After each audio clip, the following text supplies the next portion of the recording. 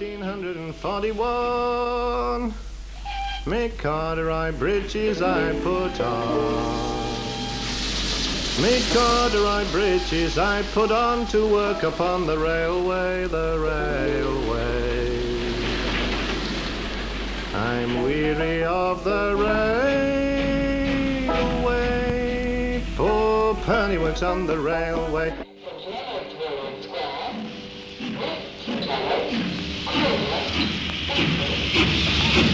In 1842 from Hartlepool I moved to Crewe and found myself a job to do, working on the railway. I was wearing corduroy breeches, digging ditches, pulling switches, dodging hitches. I was working on the railway. Chapter 1. Building the Railways. At the beginning of the 19th century, England was in the throes of many great changes, mainly brought about by the Industrial Revolution.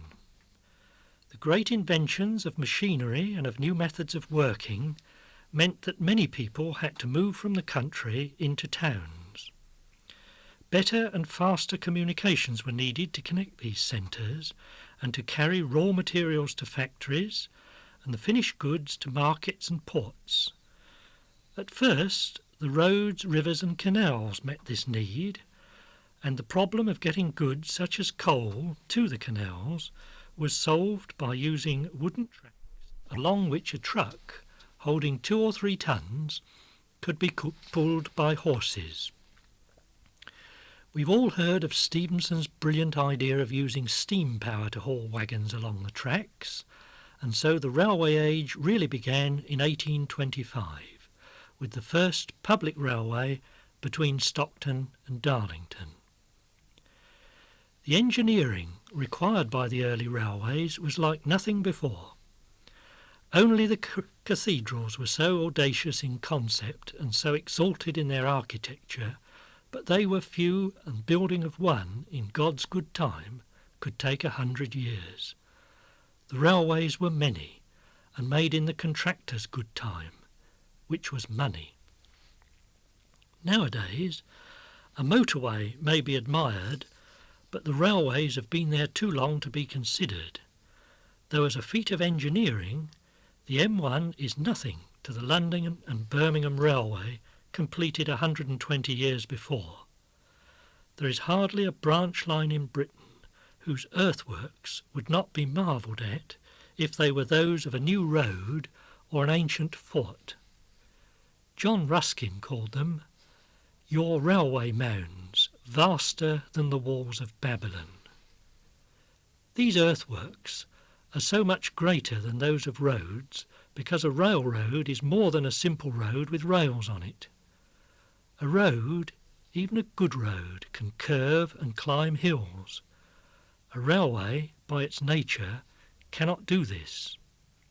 The wheels cannot get a grip to haul the big load up a slope against the pull of gravity.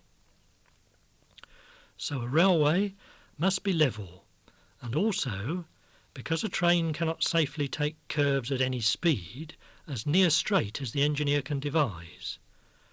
Across the plains of Canada, a railway was easy to lay, and gangs could put down an average of 2 miles a day, and sometimes much more, but over even the easiest of country in Britain, a railway was difficult.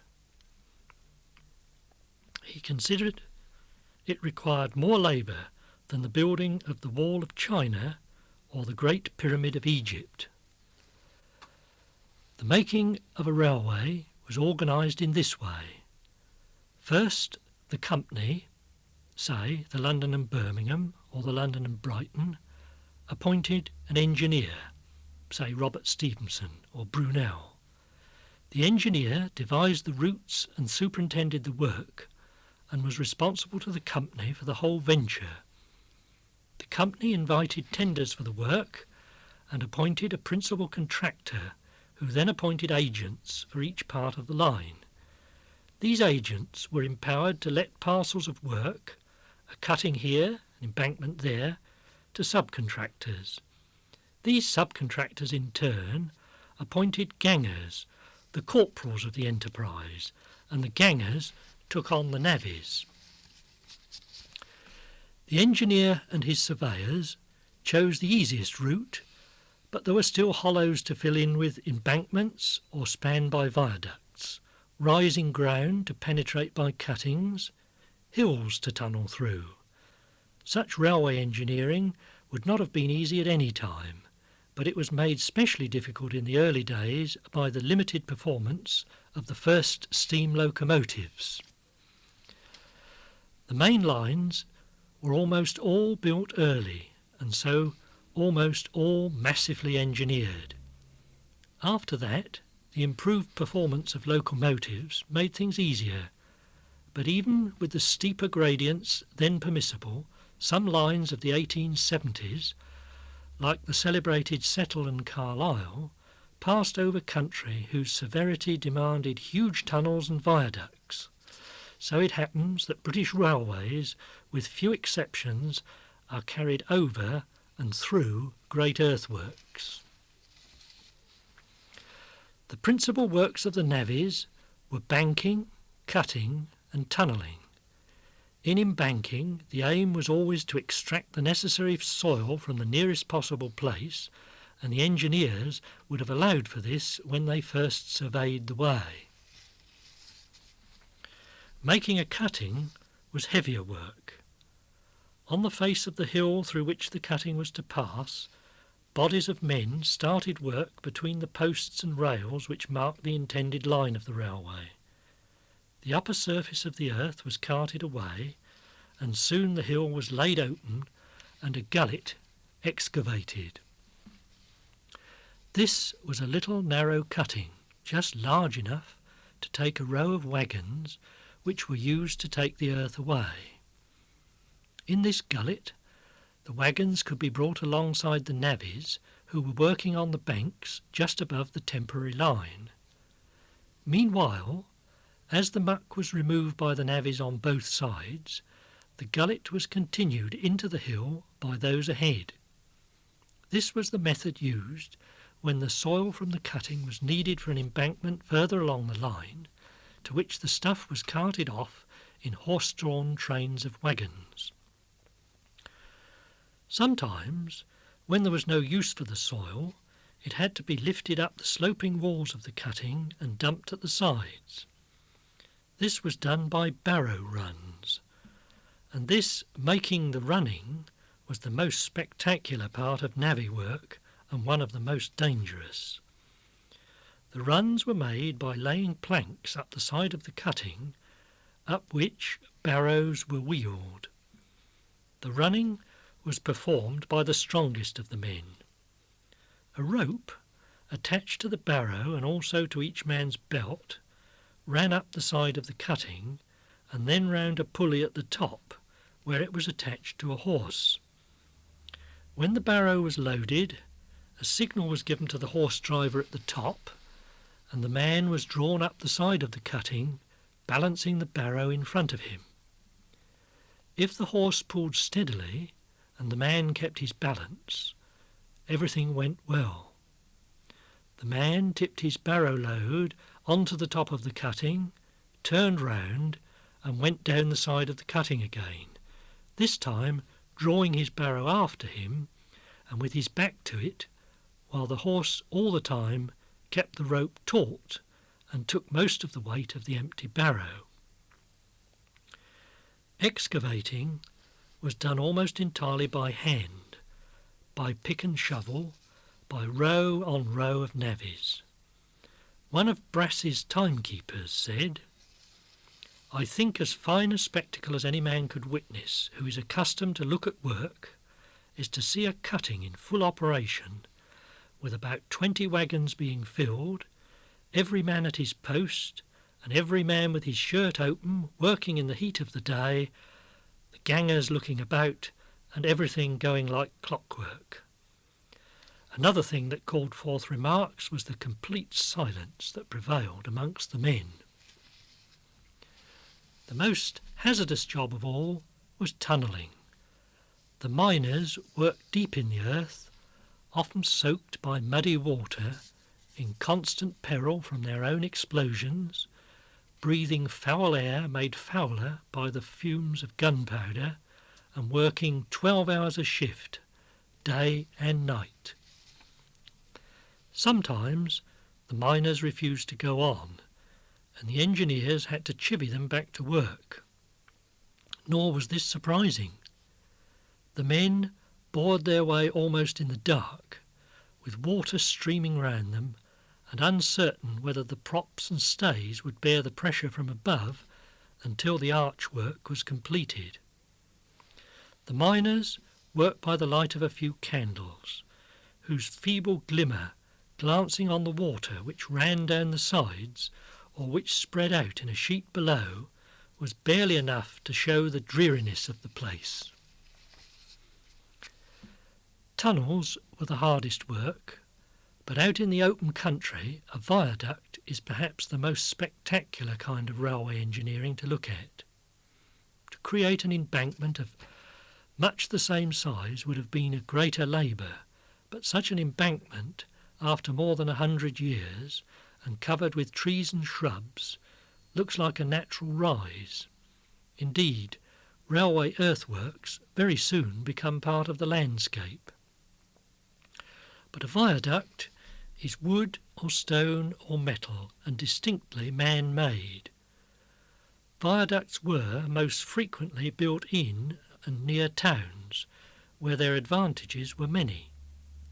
In a built-up area, the soil for embankments would have to be brought in from miles off, and the company would have to buy whole tracts of expensive land on which to put up its earthworks. Viaducts, on the other hand, were made of bricks and iron, materials easily got, could be erected by masons and builders, who were also easily found. The company needed to buy only the narrow strip of land over which the line would pass. Many of the London lines, for instance that from London Bridge to Greenwich, were virtually viaduct lines all the way, and though they were more expensive to build than lines on level ground, they were less costly than embankment railways would have been, and were easier to maintain. There were other advantages. As one early railway historian said, the vacant spaces beneath the arches could be let for tenements, shops or warehouses, fitted up as ragged schools or as nightly homes for the homeless, or used for other purposes.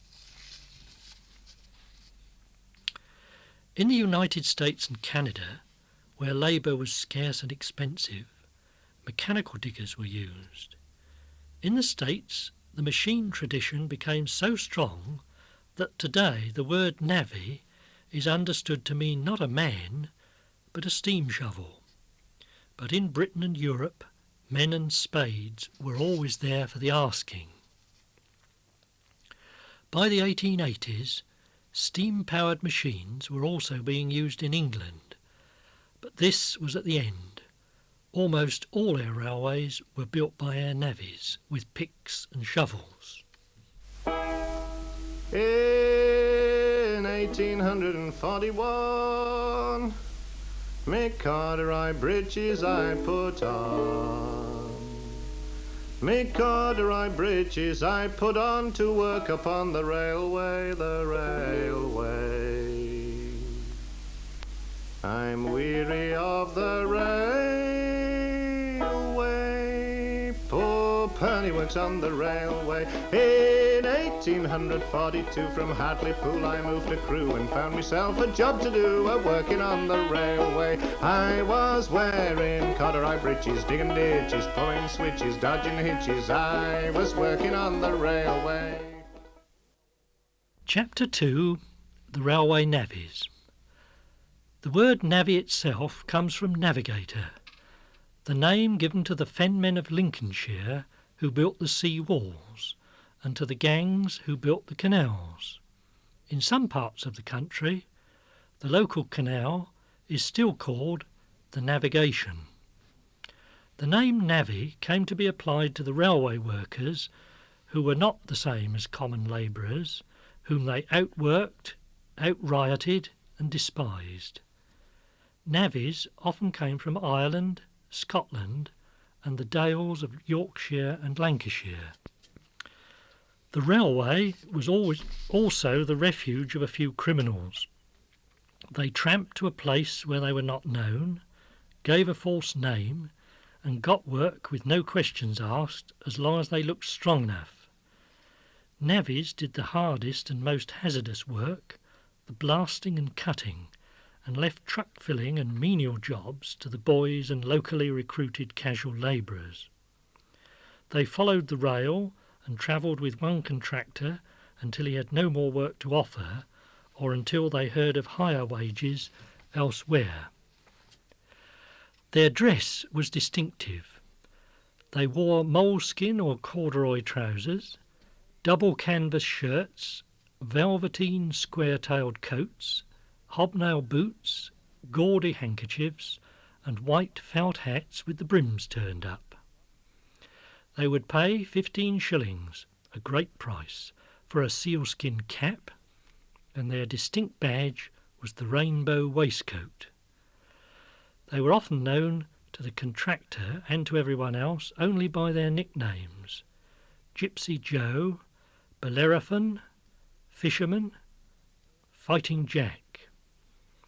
The railways came suddenly. After the surveyors, the navvies. Perhaps, as at Blisworth in the late 30s, 3,000 of them on a 5-mile stretch of line.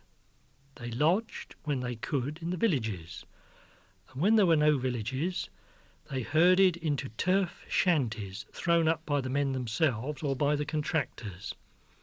A few brought their wives. Most had women, not their wives.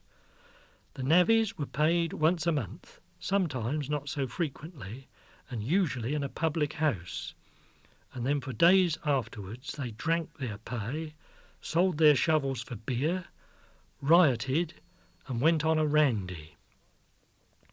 The Irish marched to fight the Scots, the English fought amongst themselves, and no work was done until all the money was gone. Then, for the next month, until the next pay, the navvies lived on truck. Truck is payment not in money, but in goods or in tickets which can be exchanged for goods. On the face of it, this seems reasonable enough. Bands of men working together miles from the nearest towns, away from the ordinary markets, could perhaps be best supplied by their employers, who could bring up the food in bulk, distribute it among the men, and deduct the cost from their wages. This way, the men could get food cheaper than they could buy it singly. But this supposes honest dealing. In fact, truck became a system of plunder. Often contractors made more profit from truck than from the railway works themselves. The racket was run like this. The men were paid at long intervals, generally once a month. They were not given to saving, and more often than not had no money of their own until they were paid, so in the weeks before the pay they had to live on credit. If a man was earning, say, 5 shillings a day, he could, at the end of his first day on the works, ask the ganger for a sub, or subsistence allowance, up to the value of the money he had earned. This sub was given in the form of a ticket, which could be exchanged for goods only at the truck shop, where the man was swindled left, right and centre. First, the goods offered there were generally bad: rank butter, poor bacon, watered beer. But the man had no choice. The ticket was good there and nowhere else, so he could shop there or starve. Second, prices were higher and short weight was given. Again, the man had no choice but to pay.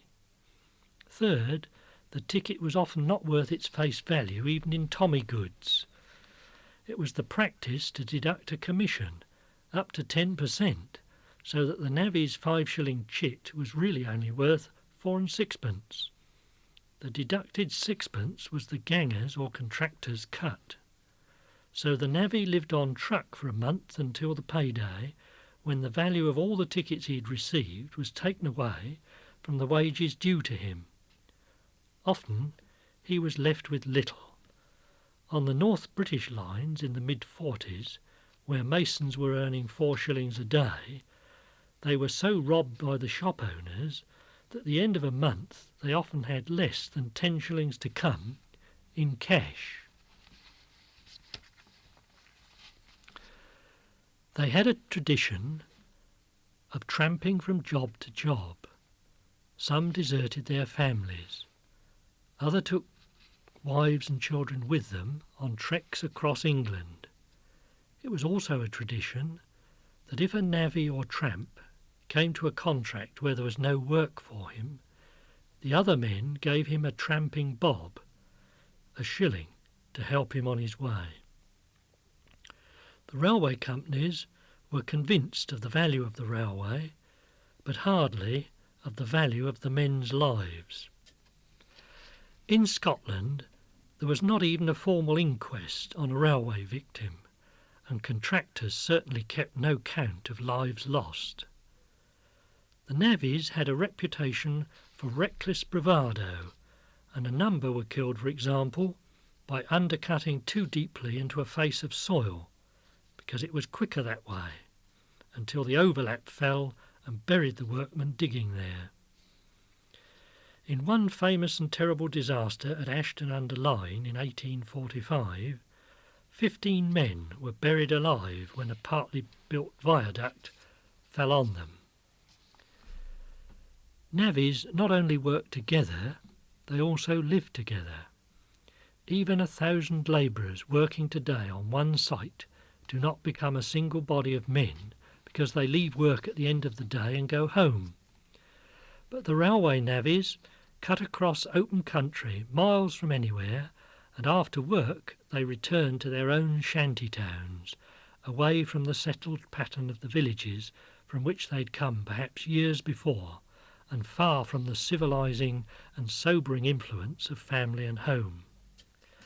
The shanty would be fitted with bunks from floor to roof, like an emigrant ship, and the cooking and washing might be done by an old woman employed by the men living there.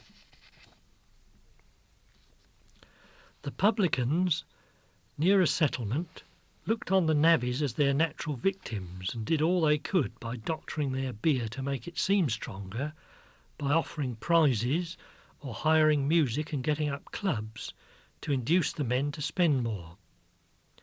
Some men would sell their shovels for cider, and there was one woman publican who would pull the boots off a drunken man's feet and take them instead of money when he called for more beer and could not pay.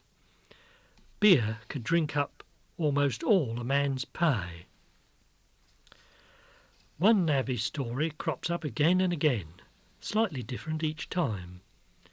One version, ascribed to Sir Francis Head, tells the tale of a shanty landlady at Hillmorton near Rugby, a woman of very sharp business practice who boasted that no navvy should ever do her down.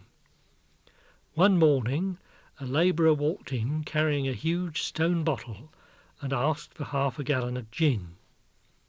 She poured in the gin and then asked a high price, which he declined to pay. "Right," she said, "pour it back." Quietly he returned into her measure the half-gallon and walked off. But since he'd previously poured into his bottle half a gallon of water, both navvy and landlady eventually found themselves with half a gallon of gin and water.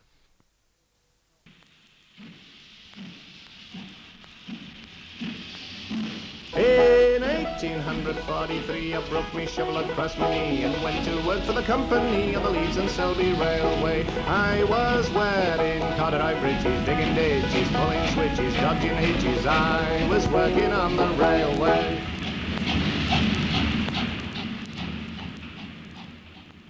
Chapter 3. The first trains come nearly to Hastings. From How the Railways Came to Hastings. Modern Hastings and St Leonards are served by 3 railway lines. One west to Eastbourne, Lewes, Brighton and London, a second to London via Tunbridge Wells, and a third to Rye and Ashford in the east. How these lines came to be built during the 1840s and 50s is a fascinating and complex story. It begins in the late 1830s. In 1837, the London and Brighton Railway Company received authority from Parliament to build a railway line from London via Redhill to Brighton.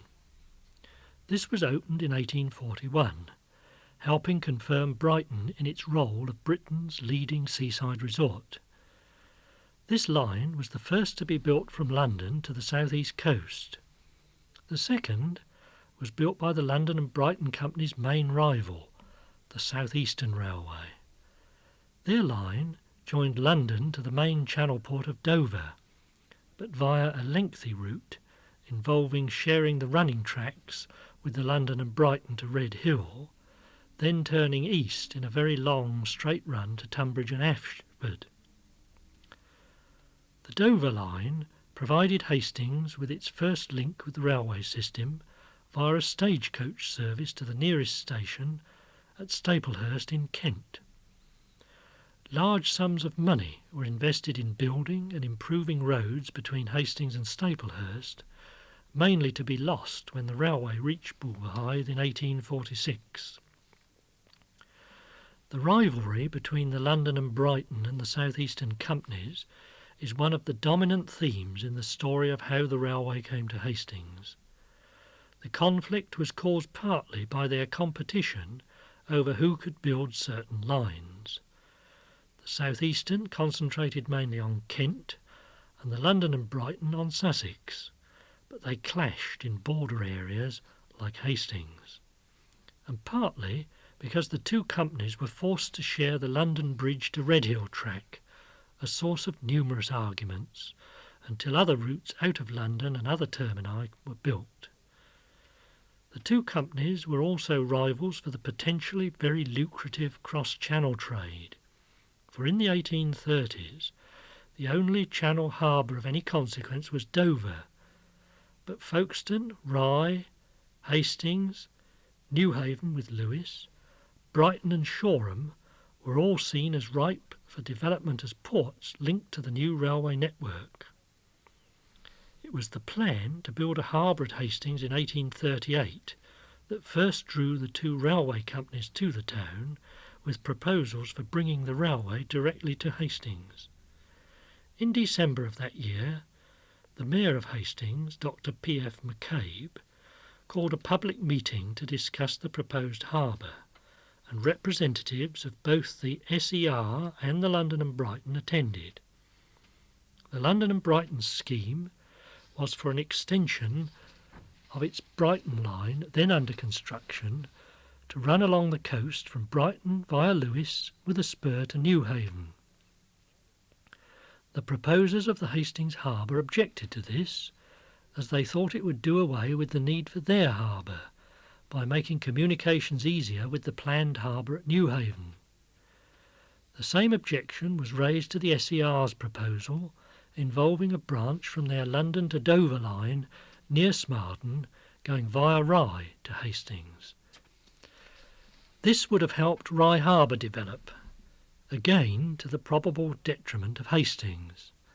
What the Hastings Harbour supporters wanted was a direct route from London which would bring passengers and freight from the capital to their planned cross-channel ferry terminus.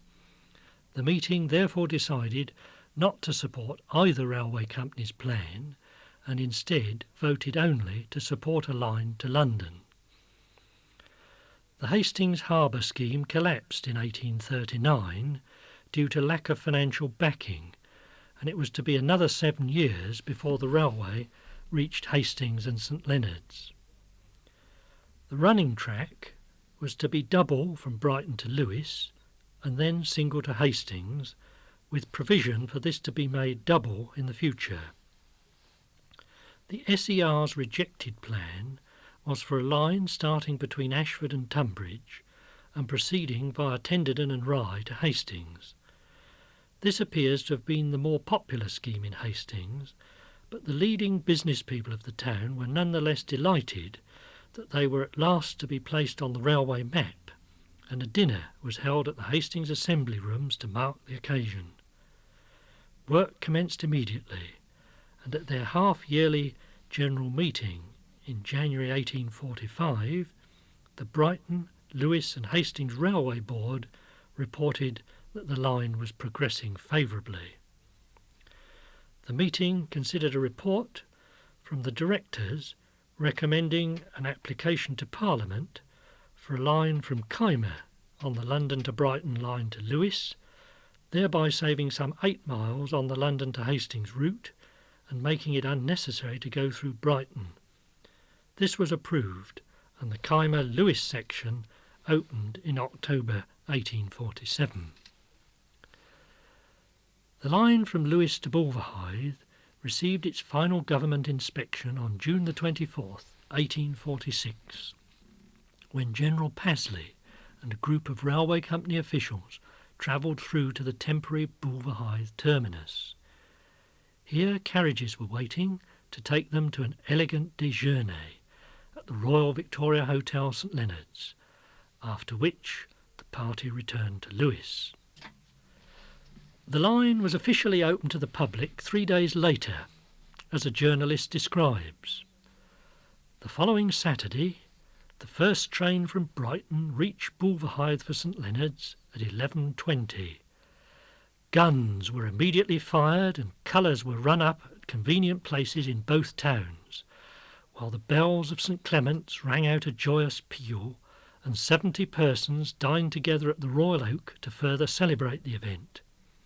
At night, a display of fireworks was exhibited on the St Leonard's Green, and lighted tar barrels were rolled down the hill to the beach. One of the coaches, which ran to meet the southeastern trains at Staplehurst, was taken off the same day, and the old Brighton coach was also discontinued. The next afternoon, local boat builder Robert Kent went to the station, a temporary ramshackle kind of a structure on the salts at Bulverhythe. I went up there with my wife to see the first Sunday train which arrived. There were many thousands of us assembled to witness the extraordinary sight of a number of carriages rushing along horseless. In fact, all Hastings may be said to have turned out for the occasion. The old town, notwithstanding that some there were who said that nothing would ever induce them to visit St Leonard's, emptied itself on that fine afternoon. Most of us had never before seen a train, and some of us hardly knew, either from hearsay or pictures, what it was like, so I need hardly tell you that when it was seen approaching there was no little excitement.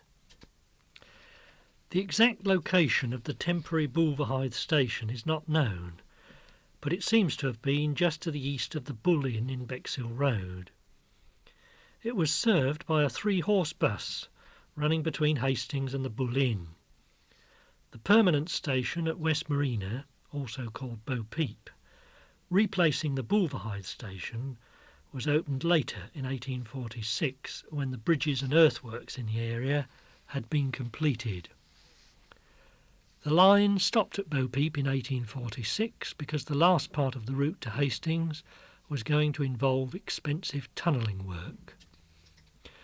The first timetables for the line show 4 trains a day leaving and arriving at Bulverhythe, with all going via Brighton, as the Kymer branch was not yet open. This, of course, did not make for a speedy journey to London, with the fastest train of the day, the 5 p.m. express from London, taking 3 hours and 10 minutes to reach Bulverhythe. In fact, it was only an express from London to Brighton, 1.5 hours' journey. Fares were very high, with a single on the express to London costing 15 shillings, more than a labourer's weekly wage. The cheapest London signal was 6 and 6pence in a third-class open carriage, but still beyond the reach of ordinary people. Despite these drawbacks, the railway proved successful because of its superiority in every technical way over road transport. Even the fast stagecoach took 7 hours to London. The track from Lewes to West Marina was doubled, and in 1849 an express train was introduced, reaching London in 2¼ hours, although the normal journey time was much longer. Bexhill, Pevensey and Polegate stations were opened with the line itself in 1846, while the spur to Newhaven was completed in 1847 and that to Eastbourne in 1849.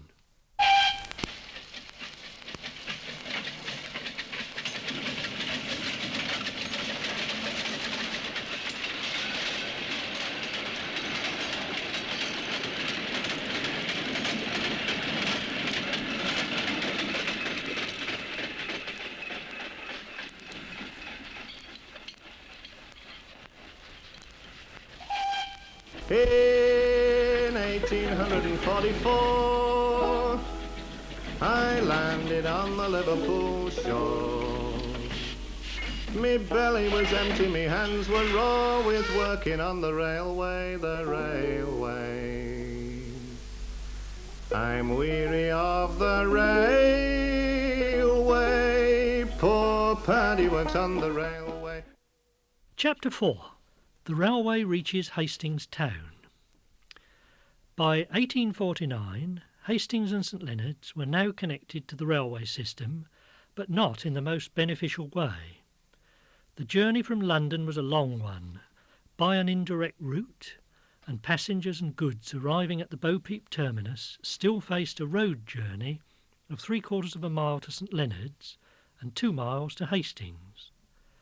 At the very least, the railway line needed to be pushed through the hills to Hastings itself, while there was also a demand for a more direct route to London and for a line to Rye and the east. The first and last of these 3 problems were solved by the construction of the 28-mile line from Bo Peep through Hastings and Rye to Ashford between 1847 and 1851. The more direct route to London did not come until 1868.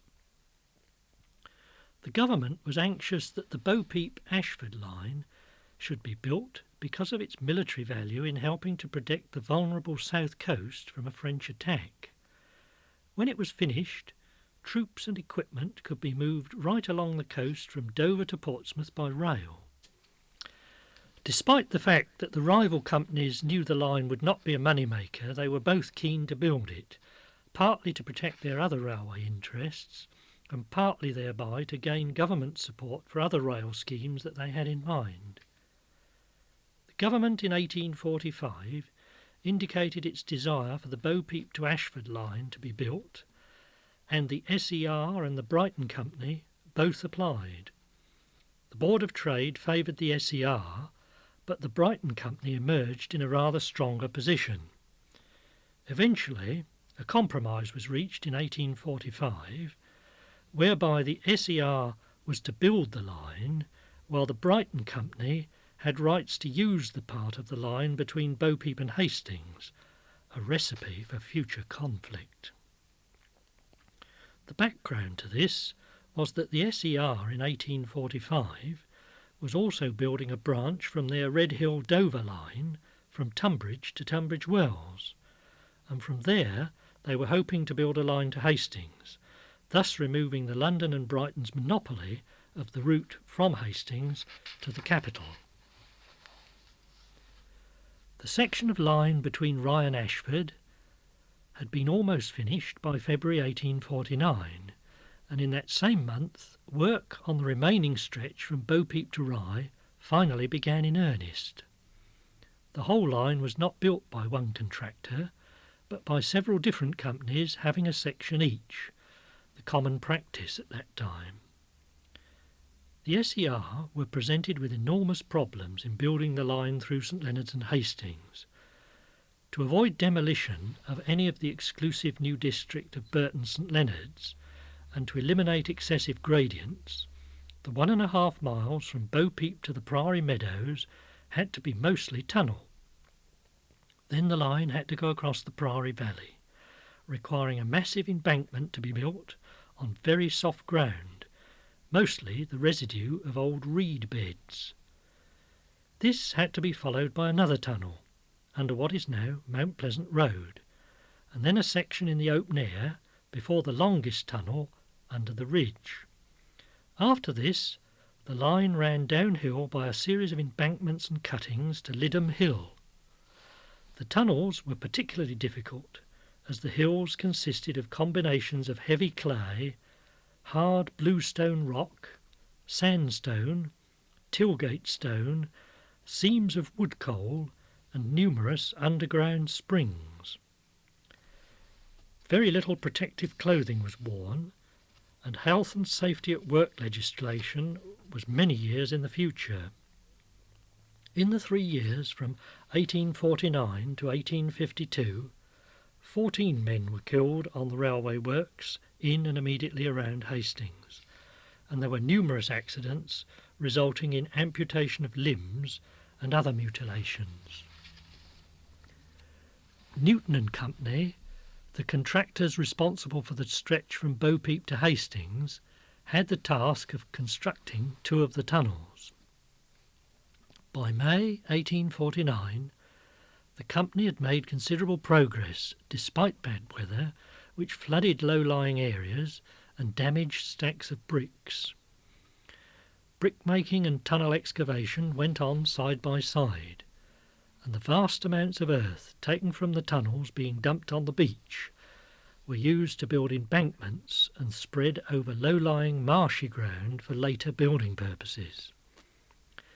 In the Bo Peep area, many of today's buildings near the sea stand on spoil from the tunnels, most notably Grosvenor Gardens, while the River Aston was diverted from its original course by these and the earlier excavations. The 2 tunnels are said to have consumed a total of 16 million bricks, enough, if loaded into trucks, to form a train 22 miles long. Not enough bricks could be made on site, and they were also imported by rail from Lewes and by sea from Dover. The pale yellow Dover bricks were considered to be the best quality. Shafts were dug down vertically along the lines of the tunnels to enable men to work on several faces at once. The deepest of these shafts on the Bo Peep tunnel went down 150 feet and can still be seen today in the middle of the west end of Pevensey Road. The shafts also aided ventilation in the tunnels, and to assist this still further, Mr. Newton invented a new form of mechanical air pump. But despite this, the tunnels were very hot, with wreaths of smoke from the blasting operations adding to the gloom and discomfort. In late April 1850, a reporter from the Hastings News made the perilous journey through the Bo Peep tunnel from its western end. In the bowels of the earth we have a yawning chasm, cut through rocky strata and watery soil to a depth which makes the head giddy when we contemplate it. To those who are below, the romance is lost in the mud, which prevails in a most uncomfortable degree. We proceeded on our expedition, accompanied by a trusty guide. Donning a pair of formidable boots, oilskin leggings, flannel overall, and an honest nor'wester. These precautions proved anything but superfluous, as the issue will show. Having entered the tunnel at Bo Peep, we were presented with a miner's candle, being a sort of dip, having the rogue's yarn worked in the wick, a red strand to establish identity, and wrapped round with a strip of soft clay to keep the tallow and the fingers from having too much to do with each other. We were soon enveloped in a gloom so dense from the exclusion of daylight and the presence of smoke that the dips would scarcely light the ground at our feet, while at the same time our progress was impeded by a collection of mud and water somewhat resembling an Irish bog. We essayed a balance on the rails when one foot plunged itself into a quagmire at the side of the heading and dived some dozen inches into a compound of slimy marl and water. Having pulled our hapless limb out of this predicament, we contentedly waded on between the rails and speculated on the waterproof quality of our nether garments.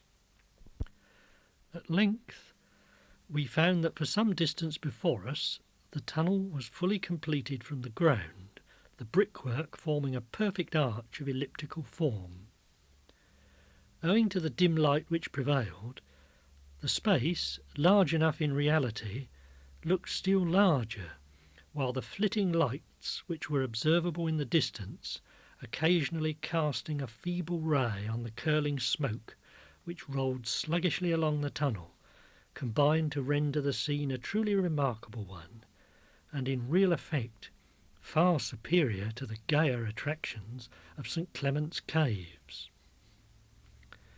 Also in May 1850, the contractors said they hoped to finish the 2 tunnels in 11 weeks, as they had about 1,000 yards to complete.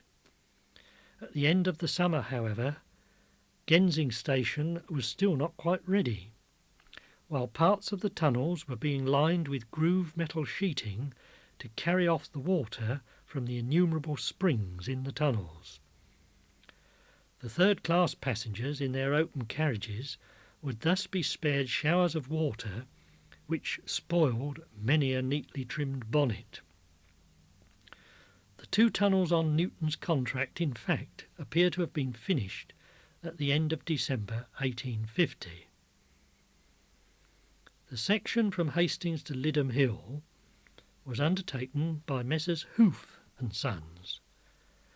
Messrs Hoof and Sons' contract involved building the Priory, that's Hastings, station, a massive embankment across the Priory Valley, the 230-yard Mount Pleasant Tunnel, a short open-air section including what is now Orr Station, then the longest tunnel on the line, the 1,402-yard Orr Tunnel, followed by a difficult series of embankments and cuttings to Lidham Hill.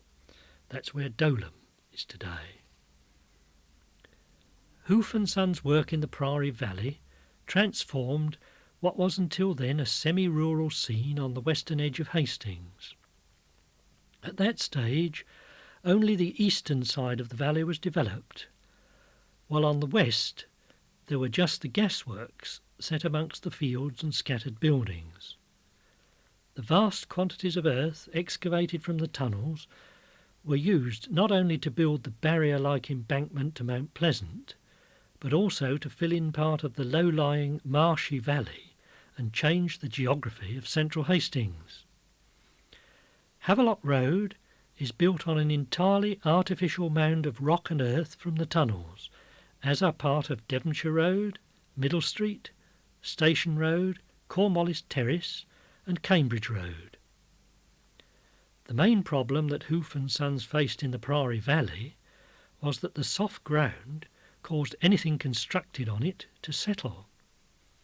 The embankments and earth platforms built for the lines, station buildings and neighbouring roads all sank into the silt, sometimes sinking a few feet in a night. Eventually, this settling stopped, but until it did, numerous problems resulted. There were also difficulties with the main embankment to Mount Pleasant, which had to be pierced by a stream and a road. The Priory stream, which still runs down through the Alexandra Park, was at first sent through a 4-foot diameter culvert, but the weight of the embankment crushed it, causing flooding, and a new culvert had to be laid. The road through the embankment was then called Orr Lane, running as it did to the old Orr Church at St Helens, but is now the north end of Queen's Road. Here, Hoof and Sons first built a 120 feet long road tunnel using 1 million bricks, and then deposited the embankment on top of it. This low, narrow and very gloomy tunnel called St Andrew's Archway, became a barrier to traffic by late Victorian times, when Queen's Road had become the northern entrance to central Hastings, and the archway was replaced by the present Iron Bridge in 1898. The London Charing Cross service will leave from platform 4, calling at St Leonard's Warren Square, West St Leonard's, Crowhurst, Battle, Abbotsbridge,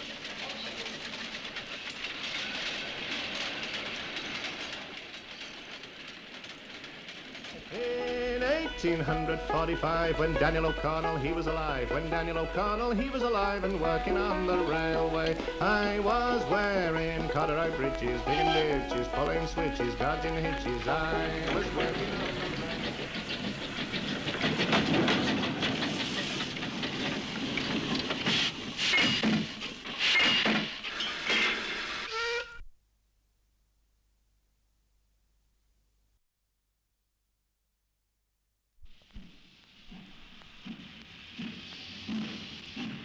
In 1841, me corduroy breeches I put on. Me corduroy breeches I put on to work upon the railway, the railway. I'm weary of the railway. Poor Penny works on the railway. St Leonard's Warren Square, West St Leonard's, Crowhurst, In 1842 from Hartlepool I moved to Crewe and found myself a job to do, working on the railway. I was wearing corduroy breeches, digging ditches, pulling switches, dodging hitches. I was working on the railway. Chapter 5. Hastings and the Navvies. Railway building was at its busiest in Hastings in 1850, spurred on by a High Court decision in March of that year, restraining the SER from paying any more dividends to shareholders until the line was open.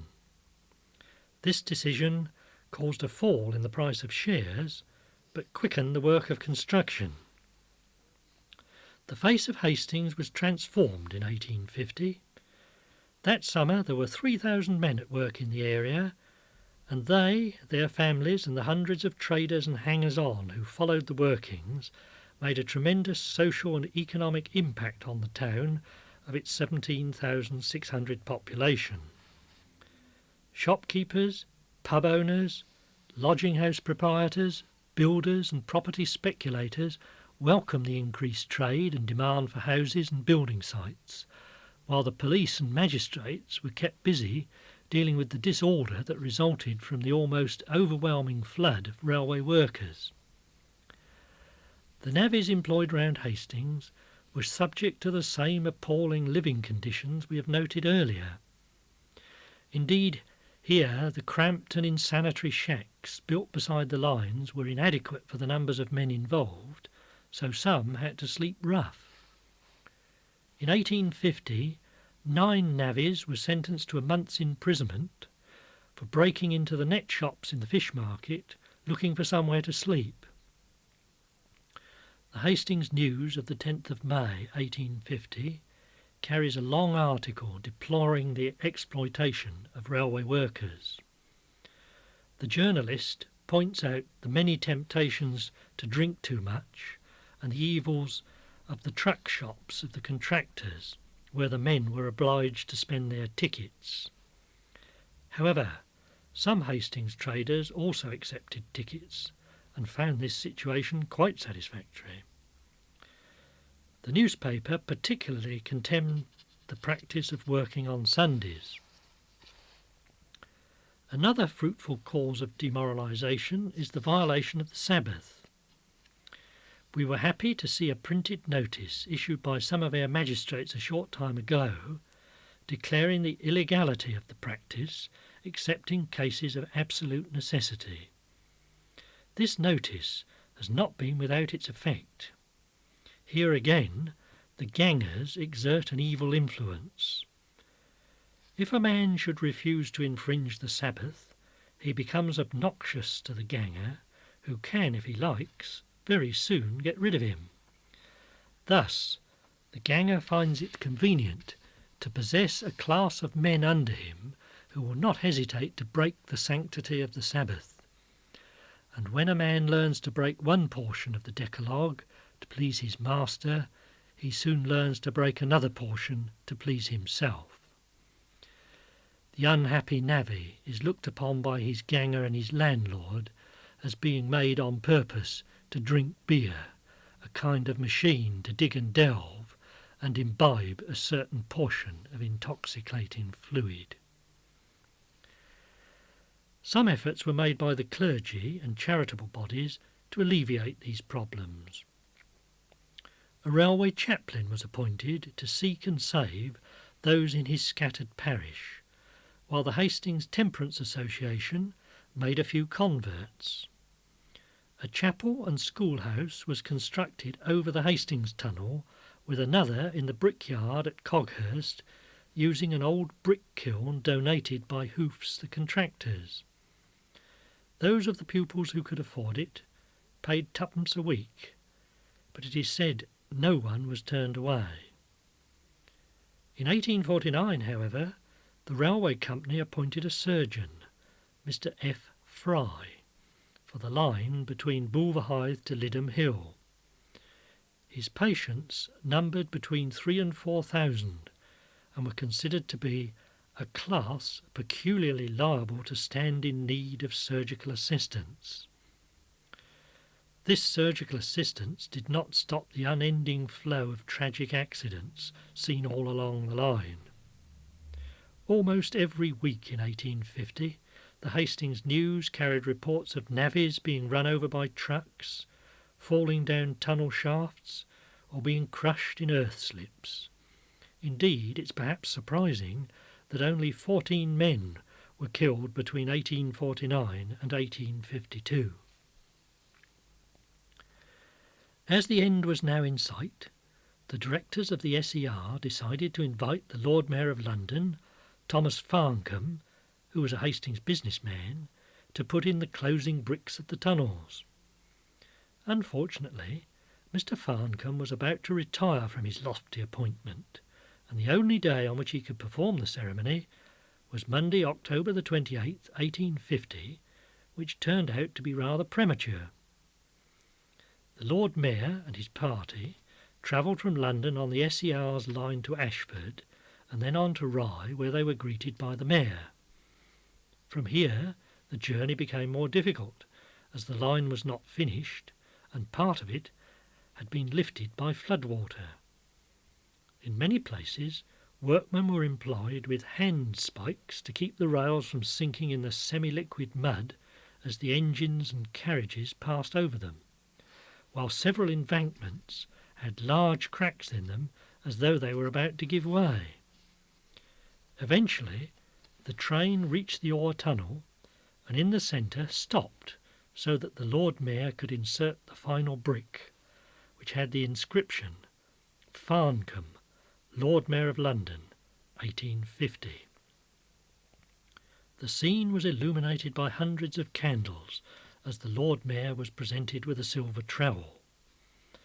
The ceremony was then repeated in one of the tunnels west of the Priory, after which the party retired to the Swan Hotel in High Street for a large meal. The Bo Peep to Ashford line was not completed for another 3 months, as some work still had to be carried out on the stations and tunnel linings, and further landslips also caused problems. On February the 7th, 1851, the government inspector made a final tour of the line, and on the evening of Wednesday, February the 12th, a telegraph message from London Bridge Station was received at Hastings Station saying that the whole section could open the next day. The town crier spread the news, and at 7:15 the following morning, February the 13th, the first official passenger train left Gensing Station for Ashford. The line from Bo Peep to Ashford had taken 2 years to build at a cost of well over £500,000 for the 28 miles. It was also over 2 years late in being finished. The SER originally planned to have only 6 stations between Bo Peep and Ashford: Gensing, now known as Warrior Square St Leonard's, Hastings, Winchelsea, Rye, Appledore and Ham Street. These all opened with the line itself in 1851, but local residents were soon pressing for intermediate stations. These were not built for many years, however, the first being Orr in 1887, designed to cater for the newly developing northeast area of Hastings. In 1907, small steam rail cars were introduced on the line, allowing the opening in the same year of tiny halts at Three Oaks, also for Guestling, Dolham and the very remote Snailham, which served no village or hamlet and was mainly used by hop pickers and anglers. Three Oaks and Dolham are still open, but Snailham closed in 1957. Hastings Station was built in a V shape, with its point towards St Leonard's. The north side of the V was the through platform, mainly for SER use, while the south side was the terminal of the LBSCR. The station buildings and platforms then covered part of today's forecourt and car park, the station being rebuilt in 1931. The most important section of the Bo Peep Ashford line was that between Bo Peep and Hastings Station, as passengers to London could now board their trains at Hastings instead of Bo Peep and travel straight through to their destination. The Hastings Ashford section, as predicted, was not a great financial success, although it did start making profits in 1895. There have been several moves to close the Orr Ashford section in recent years, and in 1979 the line was partly singled. But it survives today, partly due to local support, partly because of lack of adequate alternative public transport, and partly because it carries nuclear waste from Dungeness Power Station to the Sellafield Windscale Reprocessing Plant. In 1846 I changed me trade from carrying bricks. I changed me trade from carrying bricks to working on the railway. I was wearing corduroy breeches, digging ditches, pulling switches, dodging the hitches. I was working on the railway. Chapter 6. The Second Battle of Hastings. The Bo Peep Ashford line was opened on February the 13th, 1851. But for some days after that, traffic could not run freely over the Bo Peep Hastings stretch because of an extraordinary battle that took place between the SER and the LBSCR. The origins of the battle lay first in the traditional hostility between the two companies, as was explained earlier. Pessimists may have been able to predict that there would be trouble at Hastings, because here the SER was to build a very expensive stretch of line, Bo Peep to Hastings, over which the LBSCR would be able to run a service to London that would undermine that of the SER. The first shots of the battle were fired in August 1850, when the LBSCR started a court action against the SER for deviating from the gradients that Parliament had authorised for the line. This action failed, but the SER claimed that the line's failure to open on time was due to this and other difficulties raised by the LBSCR. The London and Brighton, of course, denied this, saying that the SER had simply not finished the work. The antagonism between the two companies exploded the day after the line officially opened. The first LBSCR train to approach the Bo Peep Tunnel on Friday, February the 14th, was halted by the SER signalman, and eventually its Hastings-bound passengers had to alight at Bo Peep. Discussions between senior officials of the two companies followed later that day, and in these it emerged that one of the SER's complaints was that the LBSCR had not provided the SER with a timetable of its trains. Mr. Hawkins of the LBSCR immediately handed one over. The SER then agreed to open the line the next day, Saturday. Trains from the Brighton line ran into Hastings that weekend, but on Sunday night the SER made its next move. A gang of men tore up 20 feet of rails between Bo Peep Station and Bo Peep Tunnel. Blocks of stone and trucks were used to barricade the line. Meanwhile, at Hastings Station, 2 LBSCR engines and 17 carriages and trucks were blocked into a siding by an SER engine. The SER had now physically prevented the LBSCR from operating its services east of Bo Peep, and the two companies faced each other with daggers drawn. On the Monday, the Brighton Company said that the next day it was to run a 4-horse omnibus service from Hastings to Bo Peep for its thwarted passengers. But on Monday night, the SER erected a gate at the beginning of the road leading up to Hastings Station, and the following morning the omnibus was barred from the station. The SER's stated reason for all this was that the LBSCR had not provided the SER with the proper evidence that the LBSCR had inherited the legal power to share the SER's facilities when it absorbed the old Brighton, Lewis and Hastings Railway Company. As this proof was neither in doubt nor difficult to obtain, this must be seen as a flimsy excuse on the SER's part. During Tuesday, the SER heard a rumour that the Brighton Company was going to attempt to physically regain its rights. The SER accordingly stationed parties of men at Hastings and Bo Peep, but the rumour proved groundless. There was a false alarm at 9 p.m, however, when an engine whistle sounded at Hastings, and the SER's men rushed from their hiding places eager for battle. But it was just the engine driver's mate summoning his colleague. At midday on Wednesday, the SER tore down the partition that divided Hastings Station into two, trapping the LBSCR station master in his office. Earlier in the week, the SER had also cut off the gas to the Brighton side of the platform. The conflict continued for another week until Wednesday, February the 26th. The LBSCR then obtained an injunction in the Court of Chancery ordering the SER to remove the obstructions.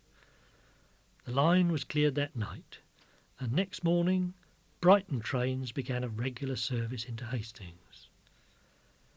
Both companies continued to protest that they were anxious to settle their differences, but it was not until after the opening of the SER's Tunbridge Wells Bo Peep line that they agreed that the receipts from Hastings Station should be divided equally between them.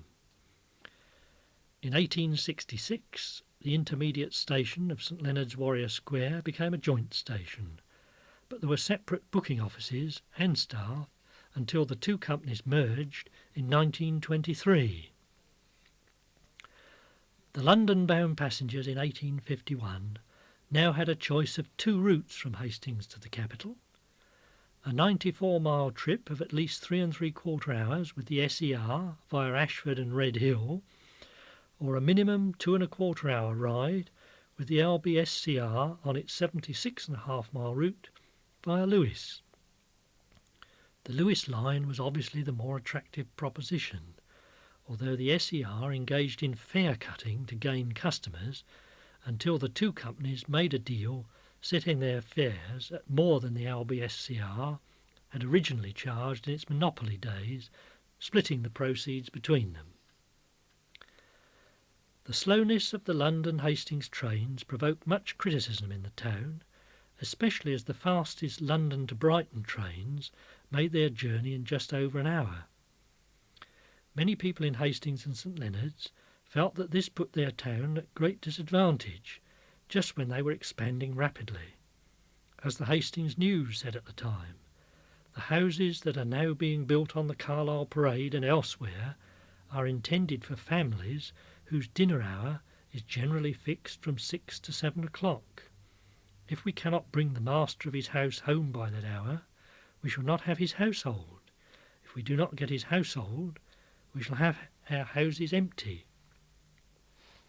What Hastings and St Leonard's needed was a more direct route to London, and the first step towards this was taken in 1852 when the SER's Tunbridge Wells Bo Peep line was opened, giving the SER a line to London, still via Redhill, of almost the same length as the LBSCR's.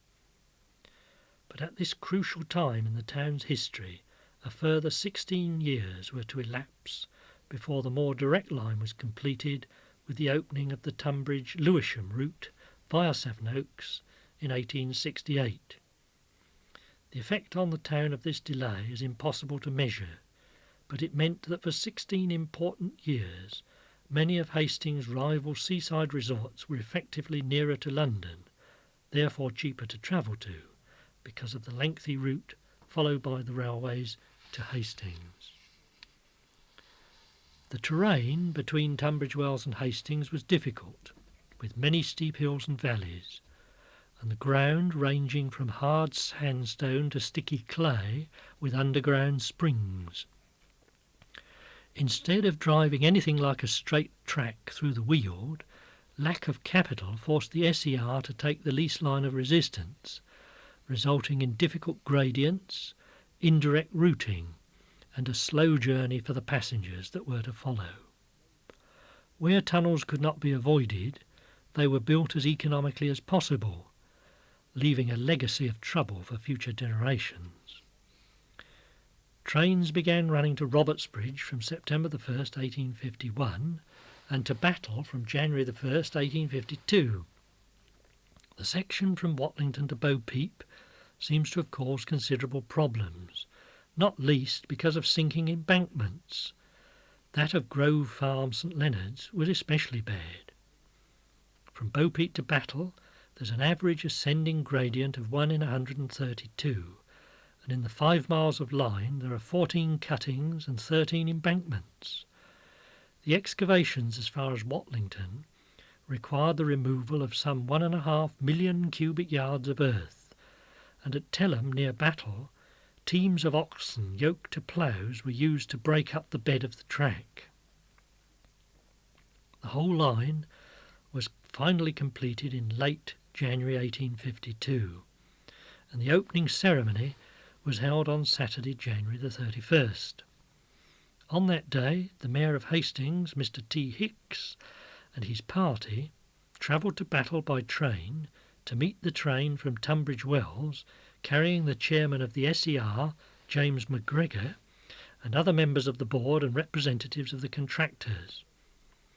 They then all went back to Hastings, where they'd been invited to dine at Halton House, the residence of Patrick Robertson MP.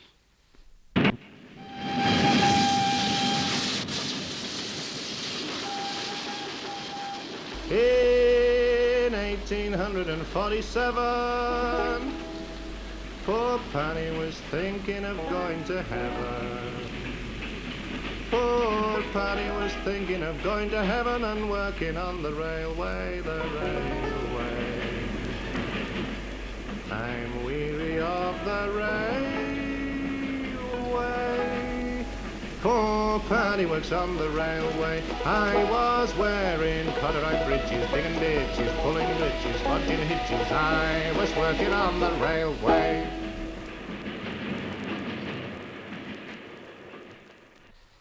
Chapter 7. The End of the Line and a Beginning. The Tunbridge Wells line has changed remarkably little since it was opened, with all the original stations still in use. These are Frant, Wadhurst, Stonegate, which was at first called Ticehurst Road, Etchingham, Robertsbridge and Battle. They were all designed with staggered platforms. Wadhurst, Stonegate and Robertsbridge are brick-built and vaguely classical in style, whilst Frant, Etchingham and Battle are of stone and combine Gothic and Tudor design. Battle Station is widely known for its unusual church-like appearance. 3 new stations have been built since the line opened. A major development took place at Crowhurst in 1902 when a junction station opened to connect the main line with the new branch line running through Sidley to a terminus in Bexhill, thus giving that town a shorter route to London than via the LBSCR. The Crowhurst branch was closed in June 1964 and the track lifted, although Crowhurst station remains open. The most spectacular piece of railway architecture in the Hastings area was lost with the Bexhill branch when its 17 arches viaduct over the Crowhurst marshes was blown up in 1969. The third new station on the Tunbridge Wells line was actually a halt, opened in 1923, where the Battle Road crosses the track near Mountfield Tunnel. This was Mountfield Halt, which was closed in 1964. The Tunbridge Wells Bo-Peep line is visually very attractive, meandering as it does round many unspoiled wooded hills and valleys of the Weald. Unfortunately, the line is probably better known for the specially built rolling stock that always had to be used on it because of the poor construction of the tunnels. What appears to have been jerry-building by the original contractors meant that the insides of the tunnels had to be lined with additional layers of bricks, thereby reducing their diameter and preventing the use of standard width trains. The present diesel units used on the line are a foot narrower than ordinary passenger coaches and are unique on the British rail network. The tunnels probably possessed adequate clearance when built, but later works remedying their poor construction dramatically reduced their width. The problem first came to light in March 1855 when 12 feet of brickwork fell in the Mountfield Tunnel. The SER's engineer reported that this had been caused by bad bricks acted upon by the frost and wet. How this was put right is not known, but it is likely that the tunnel was lined with additional rings of bricks. This sort of repair work had to be carried out on several tunnels. In 1918, the Southern Railway carried out trials on the line to find the exact dimensions of the tunnels. Using 8 feet width stock, 1 foot less than standard, the Mountfield Tunnel was found to be the narrowest, giving a clearance of only 9.5 inches between passing trains, while the Board of Trade recommendation was for 1 foot 6 inches.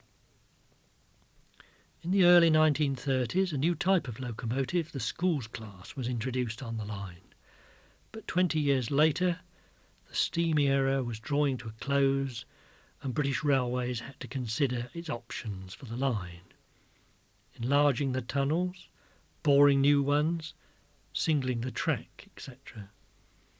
Eventually, BR decided to build new rolling stock specially for the line, and in 1957-58, 23 6-car diesel units were introduced. By the early 1980s, these were steadily wearing out, and BR's delay in announcing how they were to be replaced led to the line's future existence being questioned. In October 1983, however, BR announced that the line was to be electrified, with the singling of the track through the tunnels. Mountfield Tunnel was successfully singled in 1975 following a brickwork collapse. This will allow the use of standard BR electric rolling stock. In 1984, the future for the railways around Hastings appears brighter than at many periods in the past. The electrification of the Tunbridge Wells line should give an economic boost not only to Hastings but to all the towns and villages along the route, if only by making them more attractive to London commuters. The Ashford line currently is not threatened with closure, as it has been on numerous previous occasions, while the Brighton and Victoria line seems secure. However, the level of service is steadily declining, and the regular rail user in the Hastings area cannot face the future with anything like the optimism that greeted the arrival of the railway at Bulverhythe 138 years ago. We cannot leave our story of the building of the railways without a final tribute to those heroes and victims of the age, the navvies.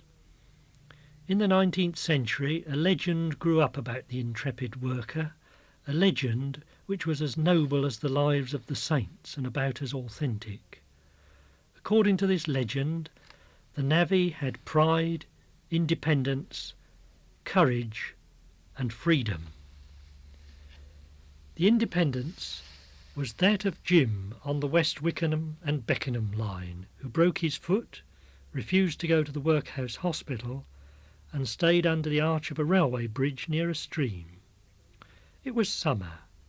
Coffee and bread were sent to him twice a day by the ladies who lived nearby, and other food and tobacco by his mates. He washed his shirt in the stream and had a fire in a brazier. He got well and went, leaving no trace. Then there was the legend of cool, wilful courage. On the Rouen and Paris, so the tale went, a French miner in his blouse and an English navvy in his white smock jacket were buried alive together in a tunnel by the falling in of the earth behind them. A shaft of 50 feet was sunk in 11 hours, and the men were brought out alive. The Frenchman, on reaching the top, rushed forward, embraced his friends, sat down on a log, took his head in his hands and wept loudly and bitterly. The English navvy sat himself down on the same piece of timber, took his cap off his head, slowly wiped the sweat from his hair and face, and then, looking intently for some seconds into the shaft from which he had just been pulled, as if calculating the number of cubic yards that had been excavated, said coolly, and in broad Lancashire, to the men who were staring at him, "You've been an infernal short time about it." The navvies also had their freedom. This was the age of lives spent in factories and sweatshops. But the navvy, with all his hardships, worked mostly in the open, and between contracts he was on the tramp. His life was a strange one, isolated and free, quite different from that of his fellow countrymen and unknown to them. Navvies were seldom met in towns. You might find a few at a lodging house, but they didn't mix. In prosperous times they were most often seen in third-class railway carriages, because they loved to see what they called the course of the country. At one time there were 200,000 of them, yet to ordinary people they were practically unknown, and this increased the fear and the legend. In bad times, when there was no money for fares, they walked, and even when they had the money, they sometimes preferred to tramp. In the early days, they had to go on tramp to find work. Later, it became such a tradition that a man would tramp from Kent to Westmoreland just for the extra 4pence a day he'd heard was being paid there. In medieval times, there was a distinct order of monks called the bridge builders, who kept the roads in repair. To build bridges and clear forests were deeds of salvation for the next world as well as for this, and so to make a highway on earth seemed to them the most likely road to heaven. A railway is a kind of highway, so perhaps the navvies, in spite of themselves, were closer to salvation than their critics thought. But whether or not they were saved by their own muck-shifting, the railways to Hastings and elsewhere remain their monument. Of the navvies, Samuel Smiles said that their handiwork would be the wonder and admiration of succeeding generations. Looking at their gigantic traces, the men of some future age might be found ready to say of the engineer and his workmen that there were giants in those days. In 1841, me corduroy breeches I put on. Me corduroy breeches I put on to work upon the railway, the railway. I'm weary of the railway. Poor Penny works on the railway. In 1842 from Hartlepool I moved to Crewe and found myself a job to do, working on the railway. I was wearing corduroy breeches, digging ditches, pulling switches, dodging hitches. I was working on the railway. In 1843 I broke me shovel across my knee and went to work for the company on the Leeds and Selby Railway. I was wearing corduroy breeches, digging ditches, pulling switches, dodging hitches. I was working on the railway. In 1844 I landed on the Liverpool shore. Me belly was empty, me hands were raw with working on the railway, the railway. I'm weary of the railway. Poor Paddy works on the railway. In 1845, when Daniel O'Connell, he was alive. When Daniel O'Connell, he was alive and working on the railway. I was wearing corduroy breeches, digging ditches, pulling switches, dodging hitches. I was working on the railway. In 1846 I changed me trade from carrying bricks. I changed me trade from carrying bricks to working on the railway. I was wearing corduroy breeches, digging ditches, pulling switches, dodging hitches. I was working on the railway. In 1847 poor Penny was thinking of going to heaven. Poor Paddy was thinking of going to heaven and working on the railway, the railway. I'm weary of the railway. Poor Paddy works on the railway. I was wearing corduroy breeches, digging ditches, pulling breeches, dodging hitches. I was working on the railway.